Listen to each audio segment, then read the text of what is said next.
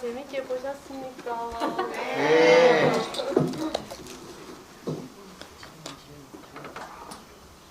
네, 안녕하세요. 반갑습니다.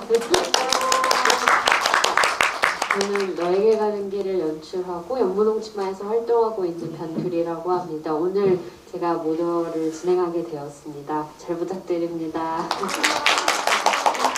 나비님, 비비안님 소개하시기 이전에 잠깐 이 설명을 드리면 여기 카카오톡 채팅방에 입장을 하시면은 그 질문이나 감상평 남겨주시면 중간중간에 제가 또 이야기를 드리거나 대신 전달을 드리도록 하겠습니다. 네, 나비님, 비비안님 자기소개 부탁드릴게요.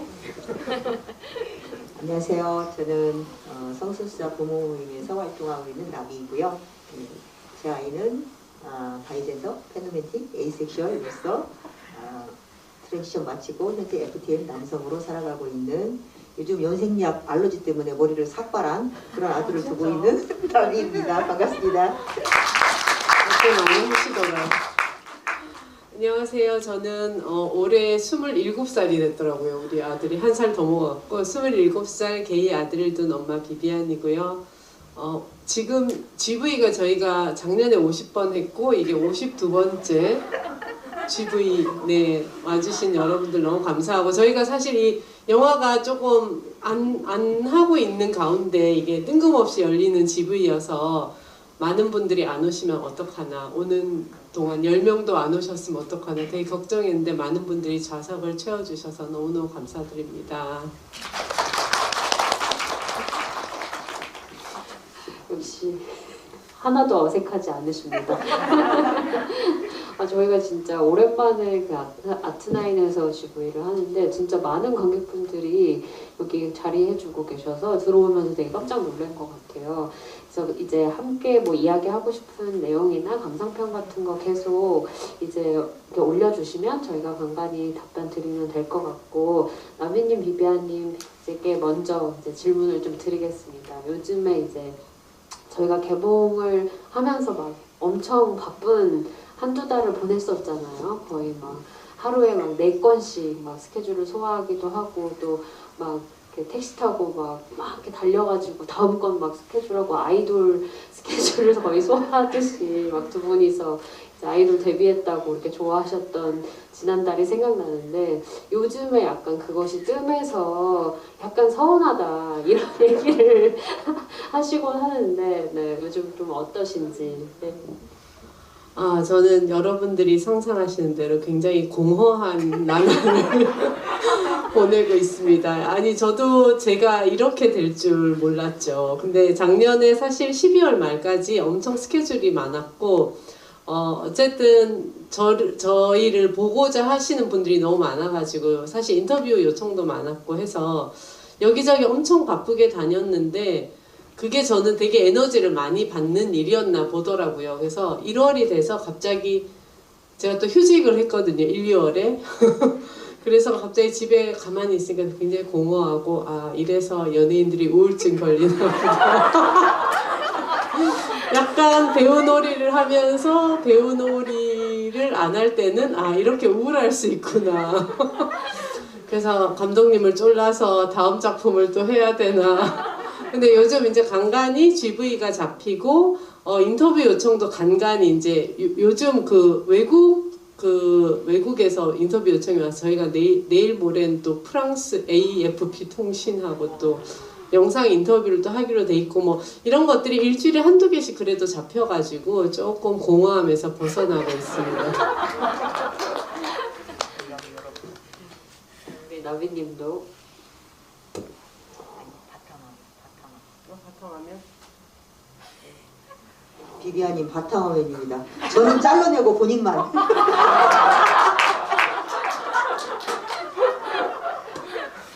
우리 비비안님은 이렇게 자기가 충만하고 뿐만 아니라 여러분들 만나는 걸 너무 좋아하시는 우리 비비안님의 일상이고요.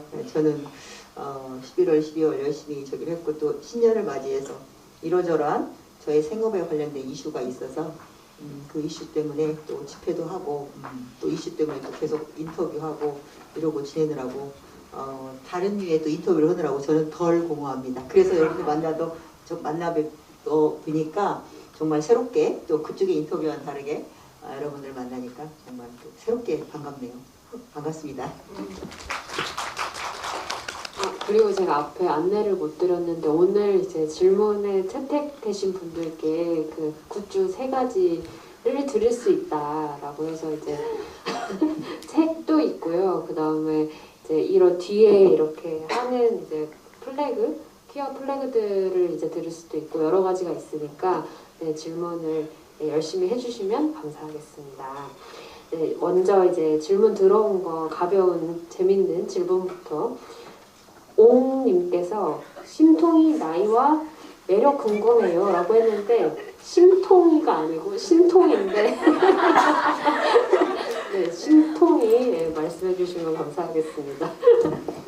저희 신통이가 어렸을 때 아프다가 이렇게 정말 신통하게 살아나서 신통인데 말씀하신 대로 저희 한결이가 가끔 좀 기분이 나쁘면 야 심통 이렇게 심통아 하고 이렇게 얘기를 할 때도 있고요. 심통이는 15살 정도 된 것 같아요. 그 전에 이제 2 아이가 있었는데 그 아이 한 17년 정도 살고 그 아이들은 이제 무지개 다리를 건넜고 지금 혼자 있는데 원래 우리 심통이는 별로 이렇게 흔히 고양이과죠. 별로 이제 사람도 좀 가리고 혼자 있는 것도 좋아하고 제가 우리 집서 마치 주인인 줄 알아가지고 한결이가 이제 오랫동안 있다가 집에 밖에 있다가 오면 한결이를 막 짖고 눈빛이 너만 없으면 내가 이 집의 주인인데 그런 표정 그런 도도함이 저희 심통이의 매력입니다. 네. 또 이제 재밌는 질문이 또 올라왔는데 이제 즐거운 네오님께서 나비님, 비비안님 닉네임 유래가 좀 궁금하시다 했는데 비비안님 먼저 말씀해 주시면. 닉네임은 사실 여러분들은 잘 모르시겠지만 옛날에 비비안 리라는 배우가 있었어요. 잘 모르시죠? 알고 계신 분들은 조금 연식이 있으신 걸로. 근데 제가 그 배우를 되게 좋아해가지고 영화가 바람과 함께 사라지다.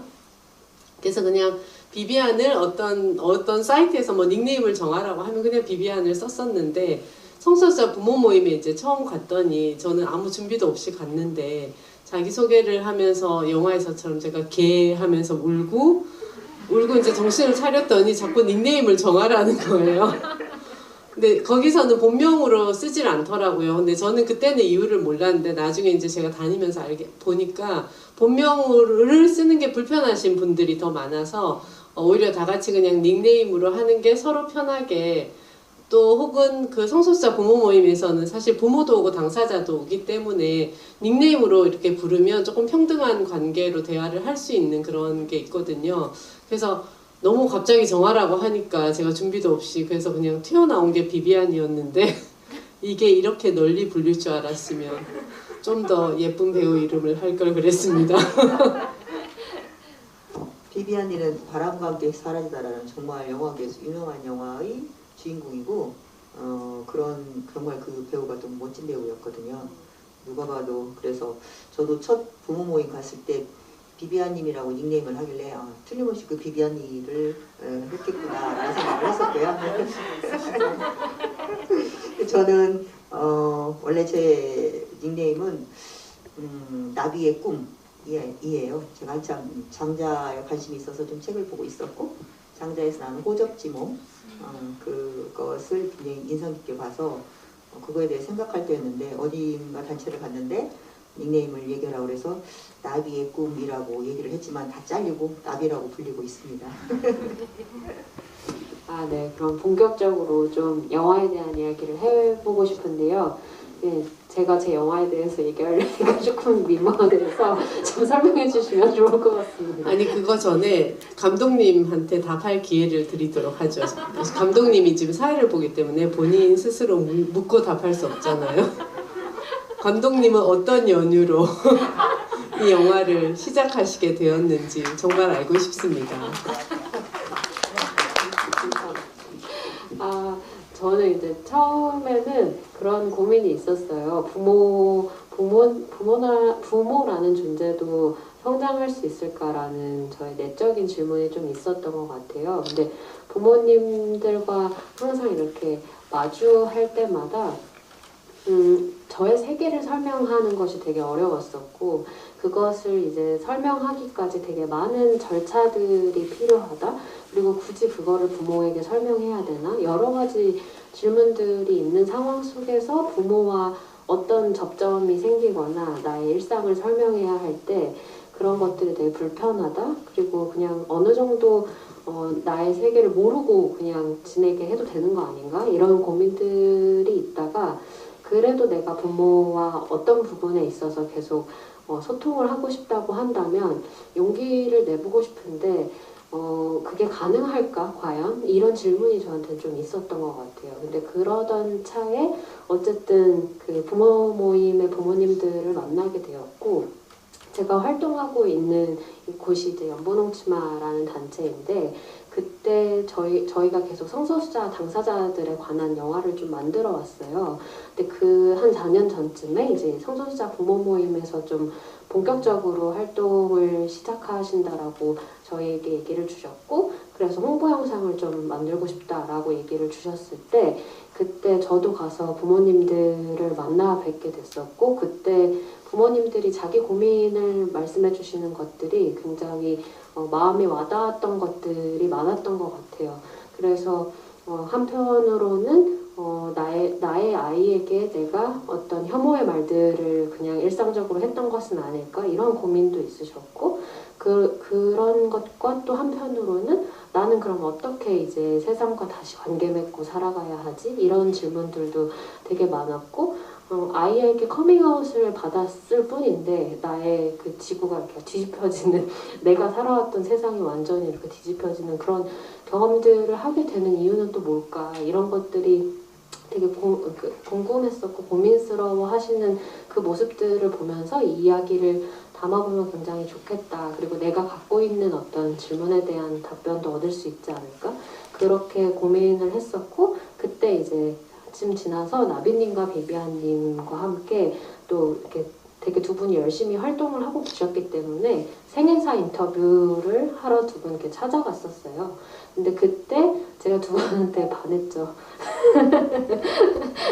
두 분이 말씀하시는 것들에 되게 어떤 솔직함도 있었고, 그 다음에 경쾌함 이런 것들이 있었고, 한편으로는 어떤 부분에서 나의 부모가 갖지 않고 있는 어떤 성숙함이라고 하면 성숙함일 수도 있고, 뭐라 그럴까, 노력을 하려고 해주는 나와 소통하기 위해서, 혹은 나의 아이와 혹은 키어와 소통하기 위해서 노력하려고 하는 어떤 되게 많은 여지를 갖고 있는 분들이라는 생각이 들었는데, 근데 그거를 하기 위해서 되게 노력하고 있다라는 모습을 되게 많이 봤던 것 같아요. 그래서 그런 부분들을 좀 조명을 많이 해보고 싶었고, 그래서 이 과정을 좀 같이 부모님들과 함께 밟게 됐던 것 같습니다. 질문 안 했으면 큰일 날 뻔했습니다. 네, 두 분이 이제 말씀해 주세요. 질문이 뭐였죠? 잊어버렸네요. 어떻게 하다 출연하게 되셨을까? 뭐 감독님한테 돈을 썼나? 저는 사실 감독님한테 캐스팅 제의를 받은 적도 없고, 근데 사실 부모 모임을 활동을 제가 2017년부터 시작을 했는데, 그때 영화가 시작됐고 자연스럽게 그냥 저희가 활동하는데 와서 카메라를 이제 우리 부모 모임을 영화로 만든다는 그 취지 아래 하니까 당연히 저는 적극 협조를 했고, 집으로 와서 인터뷰 영상을 찍는 것도 사실은 별로 두렵지 않았어요. 왜냐면 그때 제가 그래도 활동을 좀 하고 있던 때고, 어떤 영상으로 우리 부모 모임을 보여주고, 혹은 부모 모임에서 어떤 성소수자 인권 활동을 이렇게 하고 있고, 이런 거를 많은 사람들한테 보여주는 게 어떻게 보면 성소수자를 훨씬 가시화할 수 있는 방법이라는 생각을 당연히 해가지고, 내가 조금 불편하더라도 당연히 이 작업은 함께 해야 된다는 생각이 많았기 때문에 되게 열심히 했는데, 집에 자주 오시더라고요. 자주 오셔가지고 인터뷰를 많이 했거든요. 저는 다른 분들도 다 그렇게 하는 줄 알았는데, 나중에 알고 보니까 나비님하고 저만 엄청 많이 하셨더라고요. 아마 그때 감독님은 마음속으로 어떤 그런 이 두 분 중심으로 해야 되겠다는 생각이 있으셨던 것 같은데 또 감독님이 생각보다 입이 엄청 무거우세요. 그래서 함부로 또 그 얘기를 하지 않으셔서 저는 좀 되게 나중에 알게 됐는데 제가 카메라 앞에서 뭔가 제 얘기를 하는 거를 제가 좋아하더라고요. 사실 마이크도 좋아하더라고요. 그래서 감독님이 와서 마이크를 이렇게 채워주면 되게 기분이 좋아지는 거예요. 마이크를 이렇게 차고 이렇게 카메라를 놓고 얘기를 하는데 인터뷰를 한 대여섯 시간을 해도 사실 그게 힘들지 않았고 이렇게 내 얘기를 경청해서 들어주고 혹은 또 질문을 하는 것 자체란 질문을 내가 받는다는 거는 나에 대해서 자꾸 생각을 하는 거잖아요. 그래서 그런 경험들이 되게 저를 성장하게 해주는 느낌이었어요. 그래서 똑같은 질문을 올해 받고 내년에 받고 한 4년 동안 이제 계속 그런 질문들을 받으면 제가 인터뷰를 많이 했는데 그때마다 제가 다른 답을 하고 있는 저를 발견하면서 아, 나 되게 잘 성장하고 있구나 어떤 인간으로서 처음에는 제가 아무것도 모르는 그냥 엄마였는데 지금은 진짜 성숙한 시민이 되어가고 있다 이런 느낌을 제가 스스로 받을 때 되게 뿌듯한 제가 또 자기애가 많잖아요. 그래서 되게 뿌듯하더라고요. 그래서 사실은 이 영화 작업이 되게 즐거웠어요. 그래서 4년을 찍고 한 1년 정도 편집을 하셨는데 이제 나비님하고 저는 맨날 이게 영화가 중간에 엎어지면 어떡하나 돈이 없다는데 그런 걱정을 늘 하며 제대로 나오기만을 되게 간절히 바랬었는데 어렵게 4년 만에 나왔더라고요. 그래서 감독님께 감사드립니다. 이 자리를 빌어. 저 역시도 마찬가지로 가시화가 필요하다고 생각했어요. 제가 제 아이를 어렸을 때 레즈비언이라고 생각했었고 이제 부모 모임에 와서 트랜스젠더인 걸 알았는데 왜 트랜스젠더인 걸 진작에 얘기하지 않았니라고 물어봤을 때 저는 레즈비언 어렸을 때부터 저희 아이가 레즈비언인 줄 알았거든요. 그 레즈비언도 괜찮다고 하는 엄마한테 왜 트랜스젠더라고 얘기를 못했어? 그랬더니 저희 아이가 어렸을 때부터 나는 남자, 그러니까 이렇게 표현한 거죠. 아이는 뭔지 모르니까 자꾸 본인이 어떤 젠더 불일치감을 느끼는데 이런 걸 모르잖아요. 말로 표현 못하고 느낌으로 자꾸 남자아이들하고 잘 어울리고 남자아이처럼 놀고 이런 것들이 이제 어른들한테 자꾸 혼나니까 그 얘기를 못했고 어느 날 보니까 본인이 레즈비언인 줄 알았는데 여자에 대한 끌림이 좀 있으니까 그러다가 그것도 전부는 아닌 것 같고 게다가 이제 TV에 하리스님을 본다든가 했을 때 아 내가 저기에 가깝구나. 그리고 경우에 따라서는 이렇게 바이젠더라던가 젠더 키어 정도 이렇게 생각을 이제 커서 알게 됐는데 제가 실은 레즈비언 그런 말을 했을 때 나는 남자 가슴이 없었으면 좋겠어. 나는 남자였으면 좋겠어 했을 때 제가 조금 뭐라고 했거든요. 제가 모르니까 뭐라고 했었죠. 그때 당시에는 여자로 살기 힘든 세상이긴 하지만 그렇다고 남자가 되려고 한다는 건 옳지 않은 일이야. 이런 식으로 상처를 줬거든요. 제가 레즈비언이 괜찮다고 생각했던 이유는 중학교 때 저희 반 친구가 레즈비언이 있었기 때문인 것 같았어요. 아무런 거부감이 없었어요. 그래서 저희 아이가 그럴 수도 있겠다 생각해도 아무런 불편함이 없었는데 실은 트랜스젠더는 한 번도 본 적이 없었고 그랬는데 제가 이제 여기 부모 모임에 와서 여러 사례를 보니까 외국에서는 어렸을 때 이렇게 좀 트랜스젠더일 수도 있다라는 생각을 부모들이 알면은 이제 전문가하고 의논을 해서 뭐 정신과 의사나 상담선생님이나 내분과 의사나 하고 의논을 해서 쭉 지켜보다가 보통 이런 뭐 표현들이 좀 어렸을 때부터 나오는 경우가 많으니까 지켜보다가 이제 1차 성징 나타날 때 여성 호르몬을 억제한다든가 2차 성징 나타날 때 남성 호르몬을 투여한다든가 해서 얘들이 불행하지 않고 힘들지 않고 그런 주변의 시선 때문에 상처받지 않고 본인의 어떤 성 정체성을 찾아가도록 확정하도록 혹은 일치하도록 이렇게 도와줄 수 있다고 하더라고요. 또 신체적으로도 어느 정도 윤곽이나 골격이 다 커지면 또 더 힘들잖아요. 그런 부분들이 좀 행복할 수 있도록 도와주는 그런 방법들이 있다는데 저도 만약에 그걸 알았으면 그렇게 했겠죠. 근데 그런 걸 몰랐기 때문에 아이한테 그렇게 오랫동안 힘들게 했구나 하는 생각이 들어서 어떤 이런 가시화가 필요하다. 저는 상처 주는 말을 했고 나는 몰랐으니까 그랬지라고 얘기를 해서 저도 억울하지만 그렇다고 해서 그 아이가 당사자로서 받은 상처를 어디서 회복이 안 되잖아요. 그래서 이걸 어디서부터 뭔가 좀 바꾸려면 뭐가 필요할까 해서 가시화가 필요하다 싶었고, 그래서 제가 부모님에 처음 가서 이제 그 즈음부터 공교롭게 많은 언론 매체에 노출이 되었는데, 제가 이제 같이 다 활동을 했었고, 영화를 한다고 해서 어쨌든 저도 n분의 1의 주인공인 줄 알고 열심히 이제 지방에 내려오시면, 서울에서 저희 집이 이제 전북 군산인데 내려오시는 감독님 힘드실까봐 저는 밥을 해주지는 못하고 사주고 이렇게 집이 누추하지만 장소를 제공하고 그랬는데, 실은 정말 질문을 받으니까 비비아님 말씀처럼 저도 이제 좀 삶이 달라지더라고요. 질문을 받으면서 생각을 많이 하게 되었어요. 그리고 그건 영화가 개봉하고 나서 마찬가지예요. GV를 통해서 여러분들이 하는 질문에 저희가 답을 한다기보다도 그 질문을 이렇게 주시면 저희가 정말 생각을 하게 돼요. GV를 한번 하고 집에를 가보면 여기에서 어떤 답을 했던지 간에 뭔가 그 이상의 것들을 생각을 하게 되더라고요. 그래서 영화가 이렇게 나오고, 영화는 배우도 있고 뭐 제작하시는 분도 있고 배급사도 있지만, 저는 이걸 GV를 하면서 느낀 건데, 관객이 영화를 완성하는구나, 그런 생각이 들었습니다. 영화를 나오기를 참 잘했죠. 저도 감독님께 감사. 여기 그 채팅방에 사실 비비아님, 나비님 팬분들이 오늘 진짜 많이 오셨나봐요. 기타 치는 튜브님이 천상 대슈퍼스타 비비아님. 그리고 이걸 잘 못 읽겠 깍깍북백님이 나비님의 반려묘 앵무새 며느리 딸 제자 중 하나는 되고 싶은데 뭐가 가장 필요하시나요?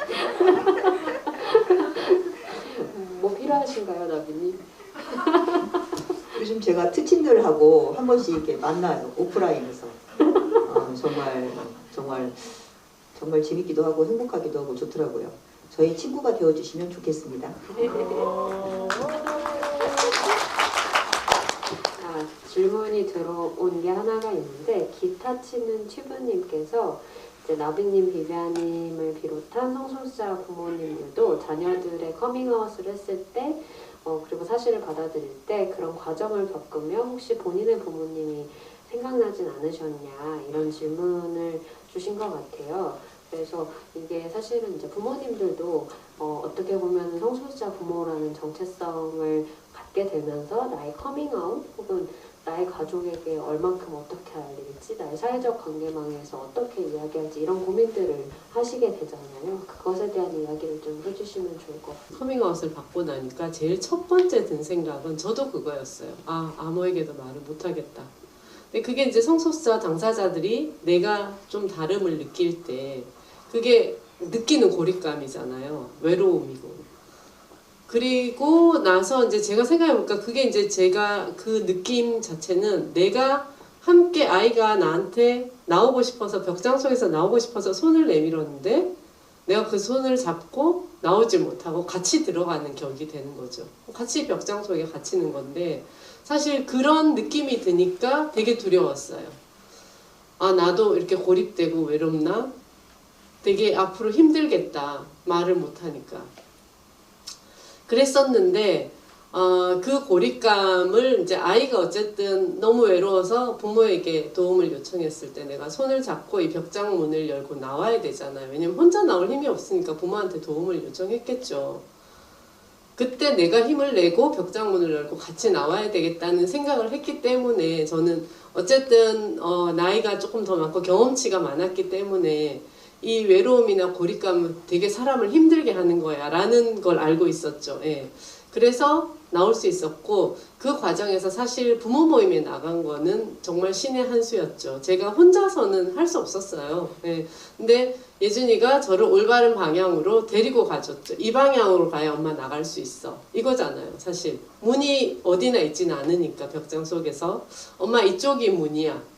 그런 방향을 제시를 해줬고, 제가 다행히 아이의 말을 믿고 그 방향으로 갔고, 그래서 커밍아웃을 받고 나서 제가 가진 저 성소수자 부모라는 이 정체성 때문에 자칫 고립되거나 외로울 수 있었지만 제가 그 부모 모임에 나가서 이제 힘을 조금씩 얻게 되면서 벽장 문을 열고 같이 나올 수 있었고 저는 사실 그래서 제가 주변에 이제 물론 아이의 동의를 구했지만 알리고 싶은 만큼 많이 알렸어요. 예. 처음에 한 커밍아웃 받고 한 2달쯤 됐을 때부터 알렸고 뭐 당연히 가족들한테 알렸고 뭐 친구들 회사 동료들한테 다 알렸는데 이게 이제 제가 그렇게 알리다 보니까 저 스스로도 굉장히 이제 좀 단단해지고 가벼워지는 느낌? 이거를 왜 사실 내 아들이 게이야 이 생각을 제가 혼자 갖고 있으면 이 무게감이 엄청 점점 무거워질 것 같은 거예요. 근데 정말 입 밖으로 또 내니까 이 무게감이 점점 가벼워지는 거죠. 사실은 그래서 우리 당사자들도 커밍아웃을 하고 싶어 하는 게 아닐까.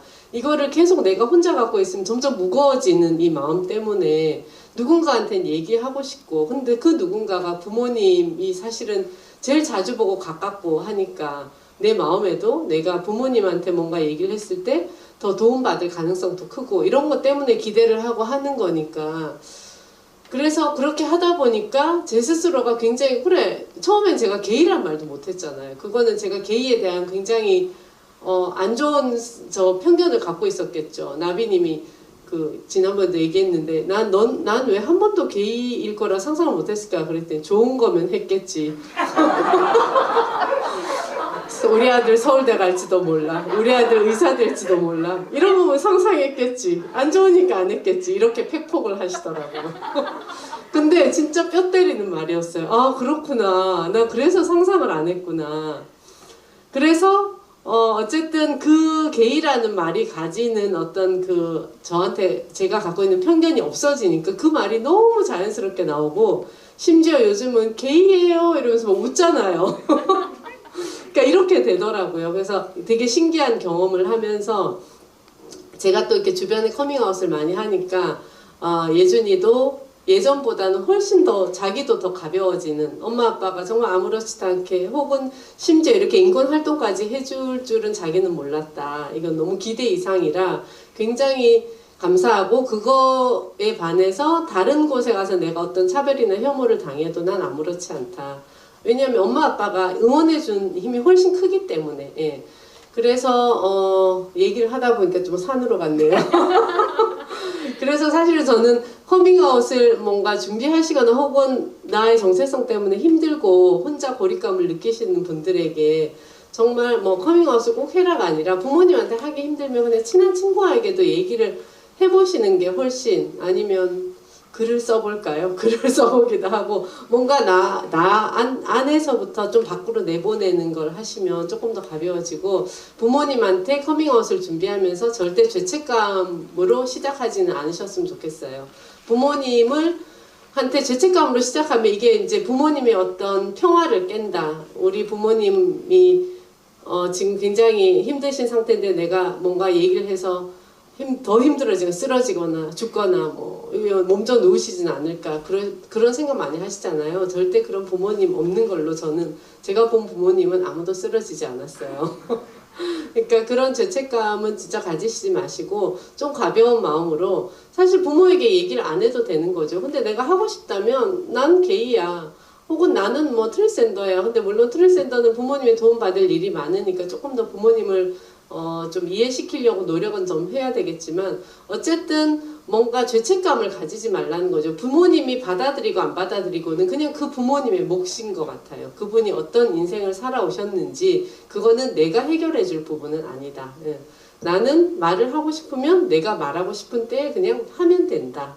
이렇게 생각하시고 조금 가벼워지셨으면 좋겠어요. 결론이 이렇게 났네요.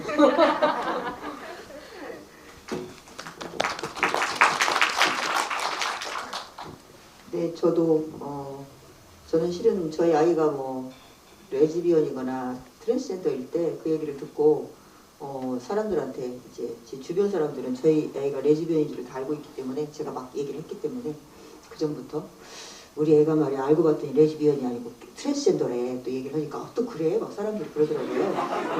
당당하게 얘기하면 그런 거보다 이렇게 생각을 하는 거죠. 주변에 트랜스젠더 봤어? 나도 처음 봤어. 막 그러면서 얘기를 했기 때문에 별로 그런 부분들은 어려움이 없었지만 최근에 또 그리고 부모 모임에 처음에 와가지고 예전에는 뭐 게이, 레즈비언 얘기를 하면서 많이 이렇게 불안해하고 힘들어하시는 분도 오셨지만 지금 거의 그런 분들 많이 안 오세요. 예전보다. 요즘은 트랜스젠더 분들이 조금 더 이제 복잡하고 가시화하는 분도 있고 그래서 트랜스젠더 분들 부모님들이 많이 오시고 레즈비언이나 게이 분들은 이제 가시화를 안 하면 괜찮다 혹은 이제 매체를 통해서 이제 많이 알고 계시니까 좀 덜 오시는 것 같고 그래서 이제 레즈비언이나 게이는 한물 같다. 트랜스젠더가 대세다. 이렇게 생각을 하고 트랜스젠더도 그냥 트랜스젠더가 아니라 뭐 바이젠더, 젠더큐, 논바이너리 많이 오기 때문에 그래서 그리고 실은 부모님들이 오시면서 아이가 오자고 해서 왔는데 와서 보니까 제가 할 일이 있을 것 같네요. 이런 부모님들도 좀 자주 오세요. 예전하고 조금 정말 많이 달라지는 것 같고 저희가 이제 감독님 말씀하신 것처럼 부모라는 존재는 뭔가 변화할 수 있을까? 그런 생각을 하잖아요. 저희도 트위터에서 이제 이지영 작가님이 하신 얘기인데 이제 정말 멋진 말이 있었어요. 커밍아웃이란 부모를 지레짐작하지 않고 자식의 넓은 세계에 초대하는 일. 그게 성소수자가 부모에게 줄 수 있는 가장 큰 선물이다 이렇게 썼거든요. 정말 그런 것 같아요. 덕분에 그 선물을 받아서 저희가 좀 이렇게 변화도 있고 또 다른 세상을 알게 돼서 살기도 하는데 어떤 부모들은 그러지만 어떤 부모는 그렇지 않을 수도 있죠. 그럴 때 내 부모가 꼭 좋은 부모, 뭐 좋은 어른이라는 법은 없잖아요. 내 부모가 그러니까 되게 속상하고 또 현실적으로 뭐 어려운 부분도 있고 하지만 그러면 그런 대로 또 살아야지 어쩌겠어요. 그래서 저희가 커밍아웃을 할 때 가장 중요한 건 내가 괜찮을 때 해라. 부모한테 어떤 부정적인 피드백이 와도 괜찮을 때, 정서적으로 독립할 수 있을 때, 경제적으로 또 공간에서 폭력적이지 않을 때, 그때 했으면 좋겠다. 그때는 내가 정하는 때죠. 그리고 내가 이제 그 커밍아웃을 할 때라는 거 하면 가족을 평온을 좀 깨더라도 너무 죄책감 갖지 말라는 얘기를 비변 좀 하고 싶어요. 왜냐하면 내가 가족의 평온을 혹시 깰지 모르겠지만 깰 수도 있겠지만 그 커밍아웃을 안 하면 내 존재가 부서질 정도가 되잖아요. 왜냐하면 내가 벼르고 생각하다가 어느 순간에 이때다라고 얘기하는데 그때 그걸 못하면 나는 너무 정말 부서질 수도 있잖아요. 그래서 하는 것이기 때문에 가족의 평온을 깨는 것 정도에 너무 큰 죄책감 갖지 않으셨으면 좋겠고 그 덕에 가족도 새로운 세상을 알게 되면 좋겠고 자신의 어떤 커밍아웃을 안 하고 살아도 상관없지만 하는 게 필요하다고 싶으면 그렇게 함으로써 가족과 부모가 또 다른 넓은 세계를 알게 될 기회를 드리는 건데 그 선물을 안 받으면 어쩔 수 없는 거고 그리고 부모가 실은 기다려주면 저희가 볼 때는 부모들이 뭐 이렇게 좀 회피할 수도 있고 시간이 지나면서 받아들이는 부모도 많아요. 10 중에 하나라도 정말 상처 주는 말을 할 수 있거든요. 네가 부끄럽다거나 뭐 나아가서 네가 없었으면 좋겠다. 실제로 그런 부모님들이 계세요. 근데 그렇게까지 정말 심한 말을 하는 부모님이 내 부모님일 수도 있다. 라는 그런 두려움 때문에 못할 수도 있고 또 지금 어떤 부정이나 회피 기간이 길어지면 속상할 수도 있겠지만 시간을 좀 부모님께 드렸으면 좋겠고 그리고 실은 저희 부모 모임에 목사님들도 오시거든요.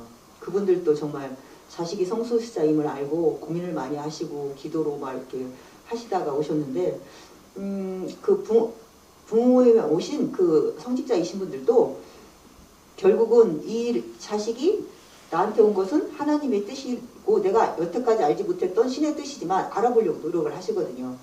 부모들이 자식을 사랑하면 자식하고 평소에 또 친밀감이 있다면 그러기가 쉬워요. 그런데 평소에 자식과 친밀감이 그렇게 깊지 않다거나 그 어떤 애정이 그렇게 깊지 않다면 이 부분에 대해서 좀 부정적이겠죠. 경우에 따라서는 이 성소수자가 아니라도 이 정체성이 아니라도 자식의 어떤 취업이나 자식의 배우자나 자식의 어떤 학업이나 그런데 부모님들이 굉장히 좀 부당하게 간섭을 할 수 있잖아요. 그래서 결국 이 성정체성의 문제는 부모와 자식 간에 매우 중요한 어떤 시험대이죠. 부모와 자식 간의 관계 맺기에 매우 중요한 시험대인 거지 자식의 이 키워라는 것이 부모에게 그렇게 불행할 일은 아니거든요. 그래서 부모를 지레짐작하지 않고 한번 부모님께 어떤 선물을 드려볼 수도 있다. 그게 안 되면 부모님이 화를 내거나 나를 버릴 수도 있지만 부모님한테 버림받기 전에 그럼 얼른 부모를 버려라. 그래야죠. 부모님한테 미움받을 용기, 나아가서 부모를 버릴 용기도 갖고 사셔도 좋습니다. 왜냐? 부모를 그렇지 않으면 내가 받는 상처가 너무 크니까요. 그 부모는 버림받아도 자식한테 버림받아도 그것 때문에 죽진 않아요. 그 반대의 경우를 우리가 많이 봤지만 그래서 무엇보다 본인이 어떤 퀴어임을 혹은 주변 사람 퀴어임을 좀 당당하게 생각했으면 좋겠다. 저희가 최근에 KPC방이라는 팟빵을 녹음을 했는데 그 팟빵 1화의 제목이 자랑스럽지 않을 게 뭐야 이거거든요. 사람들이 이렇게 얘기하면 어떤 사람은 생각합답시고 이렇게 얘기를 하죠. 그런다고 자식이 이렇게 트랜스젠더인 게 그렇게 자랑스러운 건 아니잖아. 그러면 자랑스럽지 않을 게 뭐야? 신이 주신 특별한 에디션인데 난 자랑스러워 이렇게 얘기를 했기 때문에 제목이 자랑스럽지 않을 게 뭐야? 그런데 실제로 저희 성수자 부모 모임에 부모님께서 하신 말씀이세요. 우리 아이는 신이 주신 특별한 귀함이다. 그래서 저희가 이제 신이 주신 특별한 한정판 에디션이라고 얘기를 하는데 자랑스럽게 생각을 충분히 하셔도 됩니다. 자신의 정체성을. 그리고 부모님이 자랑스럽게 생각을 뭐 하시면 좋겠지만 그렇지 않다 하더라도 자랑스러운 자식을 못 알아보면 부모님의 문제지 저의 문제는 아니잖아요. 라고 생각하셨으면 좋겠어요.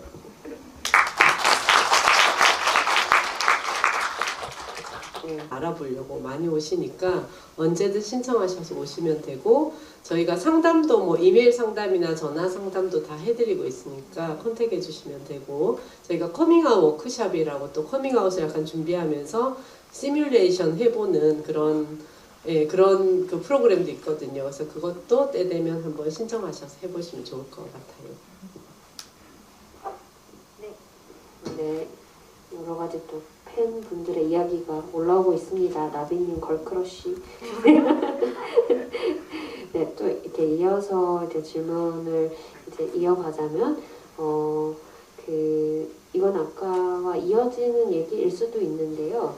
이제 인사하는 프로도님이 질문을 해주셨는데, 커밍아웃 후에도 이제 어머니와 이전처럼 지내고 있지만 혼자 어떤 생각을 하고 계실지 지금 고민이 든다라는 얘기를 해주시면서 이제 저야 숨기고 사는 것에 익숙하지만 어머니는 제 이야기를 겪은 후에 어떤 고립감, 외로움이 있지 않을까 걱정되는데 이런 부분들을 좀 어떻게 해소할 수 있을까? 이런 얘기도 해주시면 좋을 것 같아요. 부모 모임에 나오시면 가장 좋고요. 모시고 나오시면 저희가 여러 가지를 지금 대부분 부모 모임에 나오시면 그 고립감이 많이 해소된다고 하시더라고요. 그래서 부모 모임 나오시기를 권하고 지역에 지금 최근에 부산, 경남 쪽 경남 지역 모임도 최근에 결성이 되었거든요.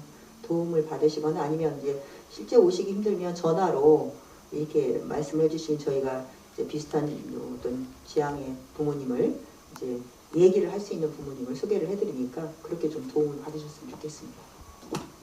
저희가 아까 질문 중에 나비님은 사실 군산에 사셔가지고 대전 지역 모임을 할 때 나타나셨거든요. 저희가 1년에 한 번 지역으로 모임을 이동해서 하는데 그때 만났고 올해부터는 사실 부산의 영남 지역 모임을 결성해서 2월부터 한번 해보려고 2월 셋째 주 일요일 3시 이렇게 해서 이제 시작을 하거든요, 매달. 그래서 그쪽에 부모님들이 한 서너 분 모이셔가지고 하니까 그쪽이 잘 되고 또 호남 쪽에도 또 부모님들이 사실 여러분이 저희 모임에 나타나시면 저희는 모임을 당연히 만들죠.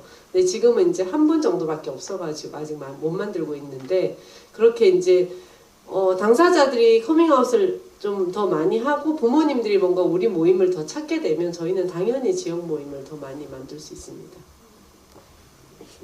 이어서 이제 질문 주신 거 같이 이야기해 보도록 하겠습니다. 응원 중인 사랑님께서 이제 그 영화 안에서 이제 숙대 트랜스젠더 애시 입학 포기 사건에 관련된 이야기를 좀 해주셨어요. 그래서 그 관련된 기사를 보고 힘들어하는 장면이 나오는데 이제 성소수자인 친구가 이제 그렇게 힘들어할 때 어떻게 이제 해야 상처를 받지 않고 이겨낼 수 있을까 이런 질문을 해주셨는데 그 당시에 좀 나비님이 느끼셨던 마음이나 내가 어떻게 하면 한결이와 함께 또 이런 이야기를 해나갈 수 있지 어떻게 내 마음을 전할 수 있지 이렇게 고민하셨던 이야기를 좀 풀어주시면 좋을 것 같습니다.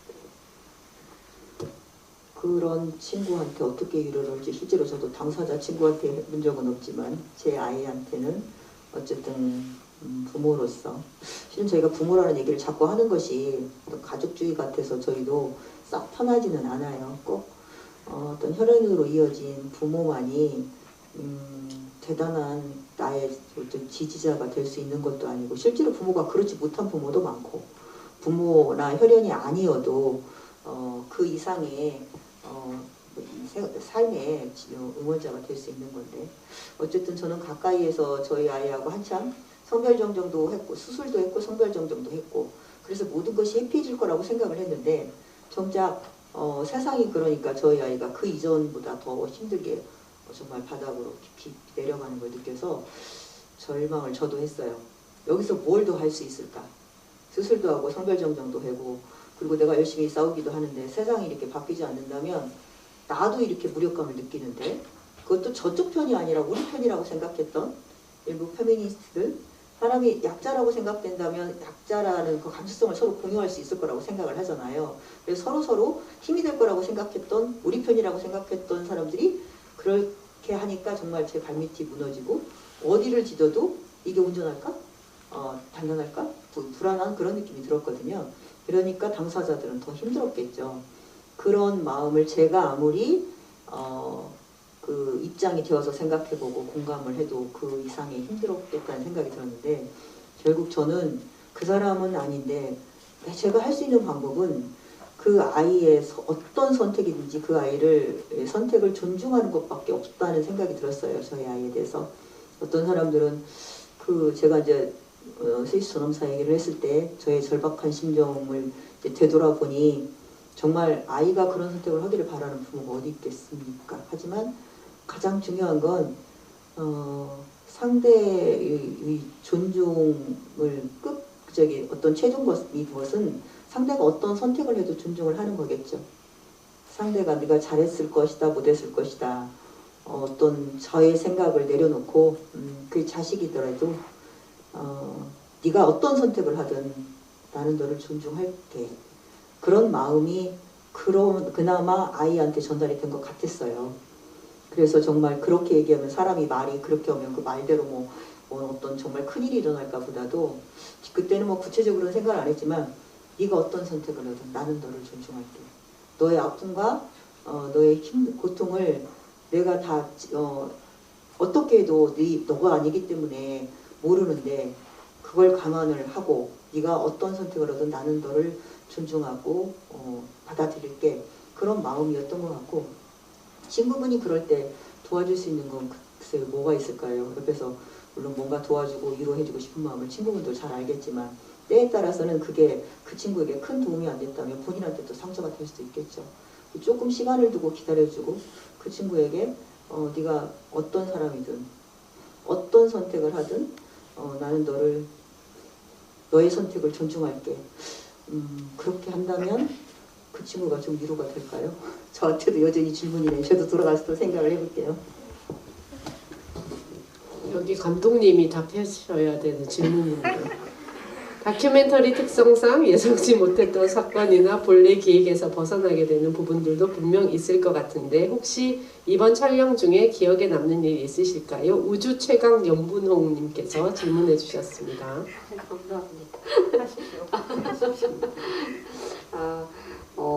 사실 이 다큐를 촬영하면서 되게 느낀 점들이 많았어요. 처음에 이제 기획을 하고 연분홍치마 내에서도 얘기를 할 때 저희가 되게 주목했던 부분은 아무래도 이제 성소수자 당사자들이 부모님들한테 혹은 어머님들한테 커밍아웃 하는 어떤 그 순간을 포착하거나 다시 이제 다큐멘터리에서 구현하거나 이런 것들에 더 포커스를 맞춰야 하는 거 아닌가라는 고민을 되게 많이 했던 것 같아요. 근데 사실 그 상황은 이미 다 지나가 버렸던 상황들이고, 그리고 그 어떤 모습들이 관객들이 가장 궁금해하는 모습 아닐까라고 이제 고민을 했던 것도 있는데, 나비님과 비비아님, 성주님, 예두님뿐만 아니라 이제 부모님들을 만나면서 또 활동가 분들을 만나면서 생각이 점점 바뀌었던 것 같아요. 그러니까 커밍아웃이라는 것이 그냥 나의 부모나 어떤 순간 정말 이벤트적으로 나의 친구에게 커밍아웃을 했다. 아, 난 이제 내 속이 시원하니 내 인생은 탄탄대로 편할 것이야. 이렇게 되는 것이 아니구나. 라는 것을 계속 촬영을 하면서 느꼈던 것 같아요.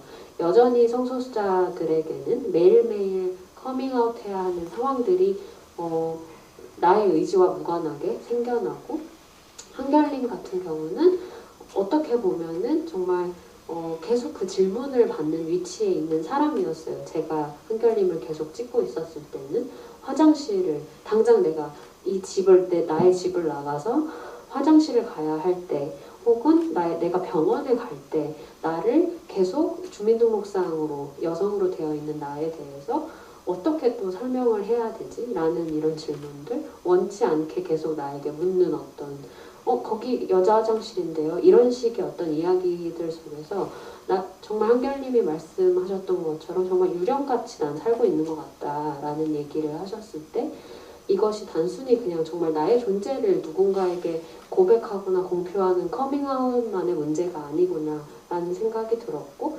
그것은 마찬가지로 나비님과 비비안님에게도 똑같이 주어진 질문이라는 생각이 들었어요. 계속 점점 더 내가 성소수자 부모라는 어떤 정체성을 더 많이 가져갈수록 그 질문들은 항상 내 어깨에 이렇게 짊어지고 다니게 되는 어떤 그 무언가였고, 그런 것들을 구체적으로 사실 영화 안에서 보여주는 것이 더 중요하다라는 생각을 하게 된 것 같아요. 촬영을 하는 도중에 계속 이 부모님들을 만나면서.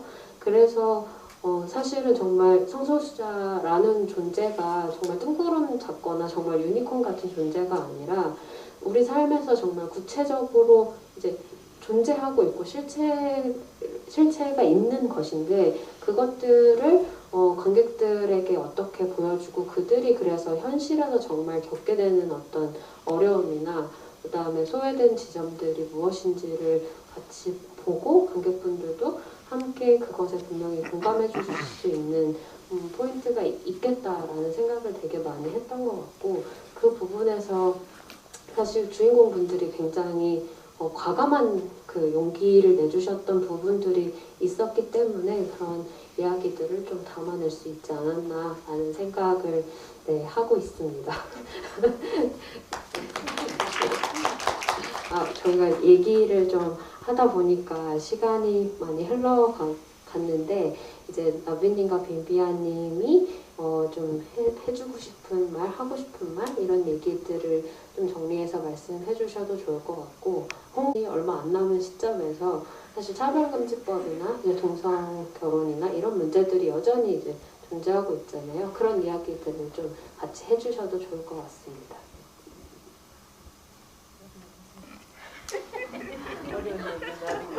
어려운 얘기.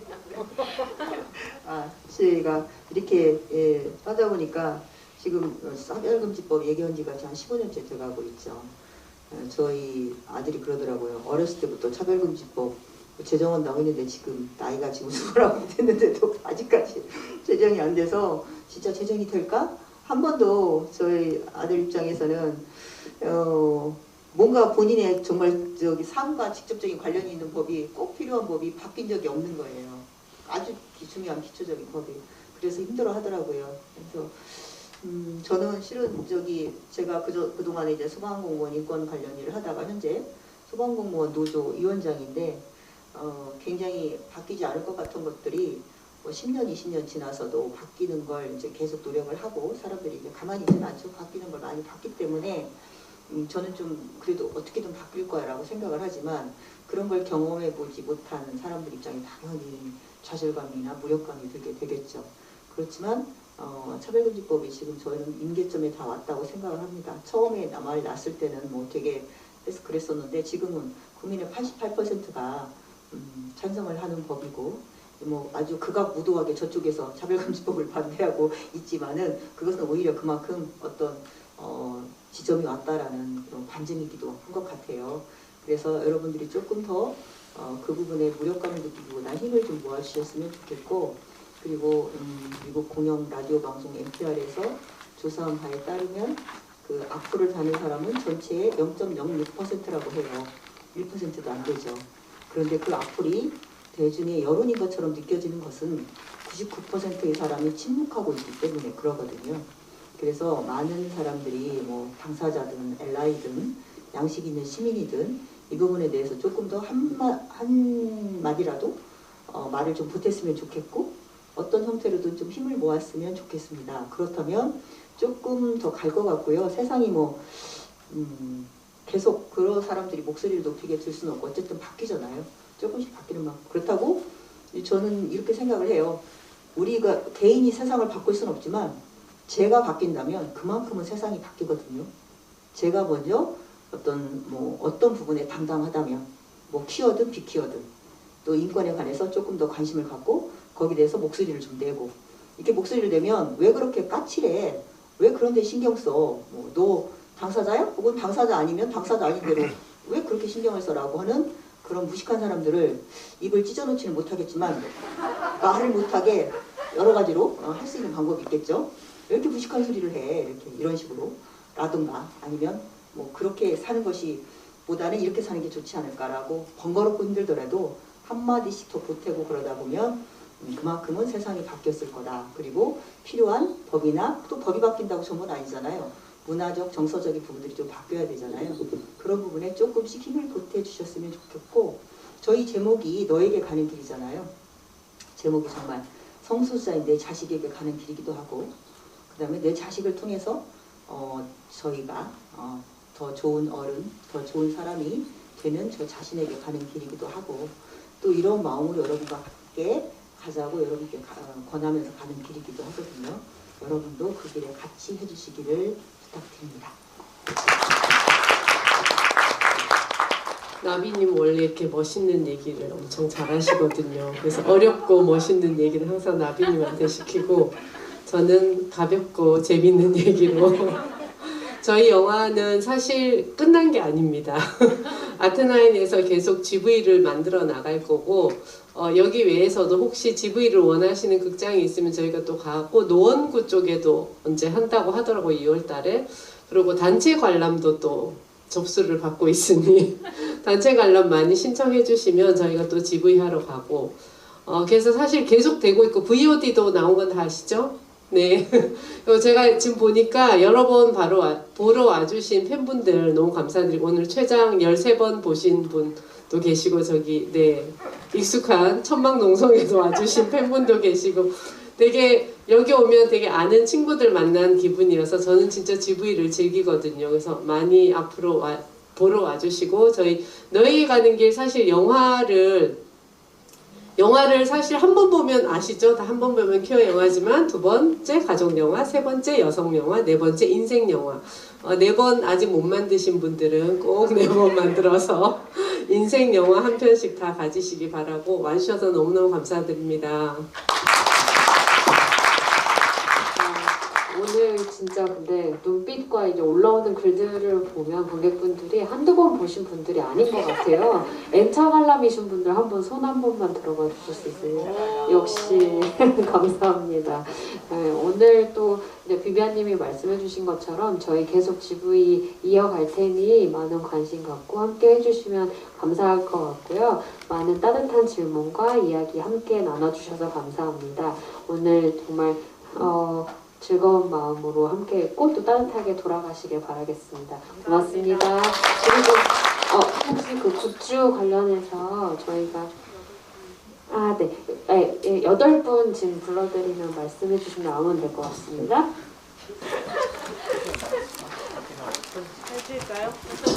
밖에서 사진 찍고 가세요.